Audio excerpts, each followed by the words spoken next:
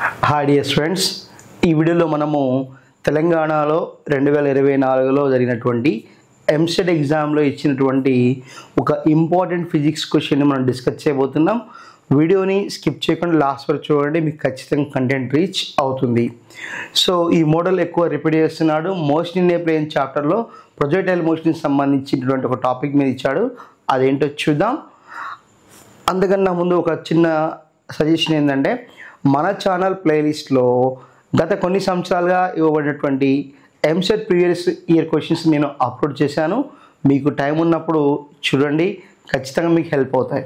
Okay, late చేయకుండా topic వెళ్ళి. A cannon placed on a cliff at a height of 375 meters fires a cannon ball with a velocity of 100 meters per second at an angle of 30 degrees above the horizontal. The horizontal distance between the cannon and the target is. So acceleration due to gravity is take 10 meters per second square అన్నాడు. And ఇది మనకి 9th May 2024లో ఇచ్చినటువంటి question.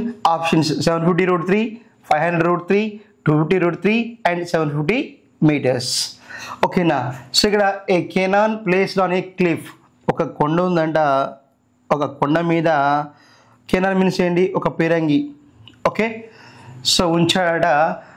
ఒక బుల్లెట్ని fire చేస్తాడు, cannon బాల్ని fire చేస్తే ఎంత స్పీడ్తో పోతుందట, 300 meters per second 300 meters per second వెళుతుందంట.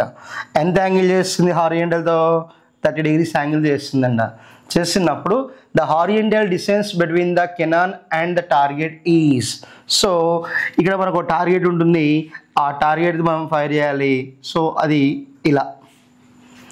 So ఎగ్జాక్ట్గా కెనాన్ బాల్ అనేది ఆ పిరంగి గుండె అనేది టార్గెట్ రీచ్ అవ్వాలంటే వాటి మధ్య ఎంత డిస్టెన్స్ ఉండాలి, అది మనకి ఇచ్చినటువంటి question.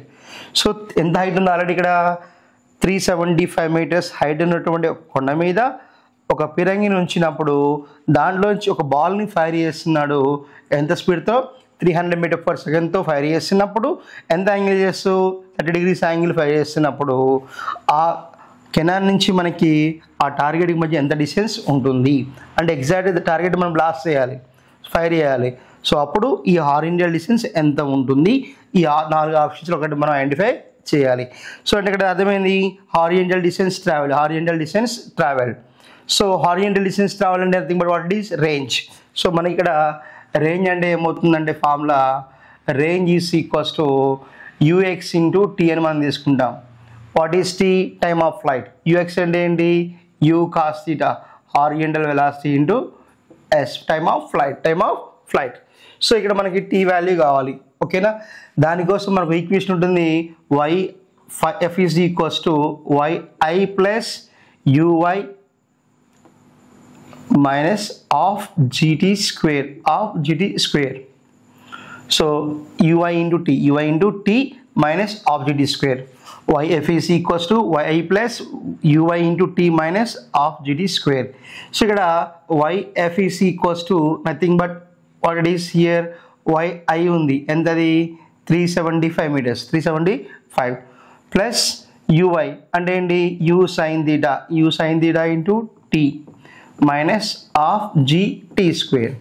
So ikkada yf is equals to here 375 plus u sin 30 degrees into t minus half into 10 into t square.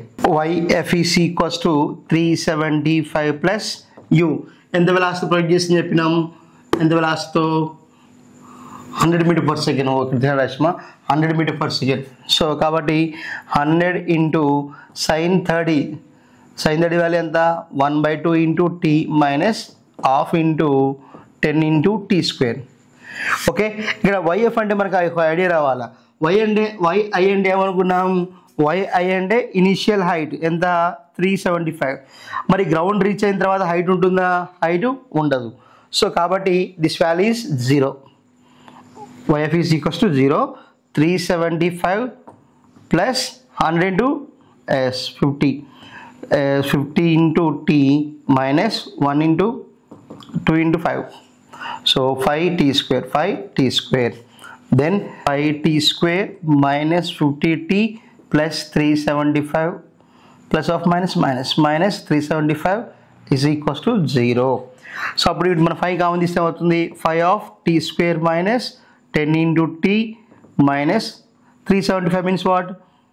As 5 7s are 35, yes, 75 is equals to 0. Then t square minus 10t minus 75 is equals to 0.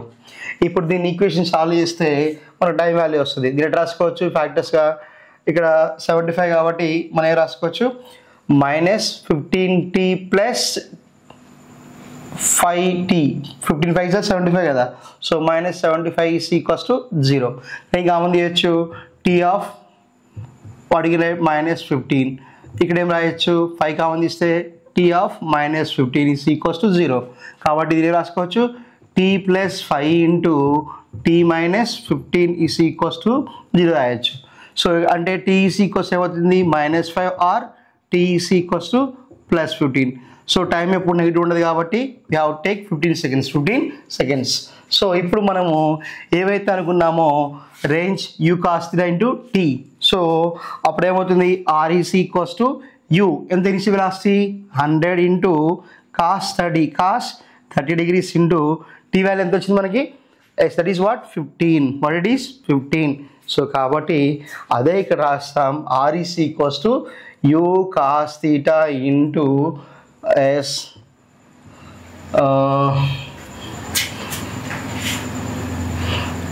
into t. Then r is equals to what, u of value ఎంత 100 into cos 30 into t value ఎంత వచ్చింది 15. Then r is equals to what, 100 into cos 30 value what it is √3/2 into 15 we have. Clear? So అప్పుడు r is equals to what it is 100 into 15 into √3/2. So then what it is 250s are. Then r is equals to what, 15 into √3. Then 15 is what it is 750 into √3, 750 √3. So కాబట్టి మనకి ఇచ్చిన ఆప్షన్స్లో option A చూడండి, 750 into √3 meters. అంటే మనకి canal నుంచి వచ్చినటువంటి ball అనేది కరెక్ట్ టార్గెట్ రీచ్ అవ్వాలంటే ఎంత డిస్టెన్స్లో ఉండాలి, మనకి ఇక్కడ 750 √3 meters డిస్టెన్స్లో ఉండాలి. సో కాబట్టి option A is the correct one.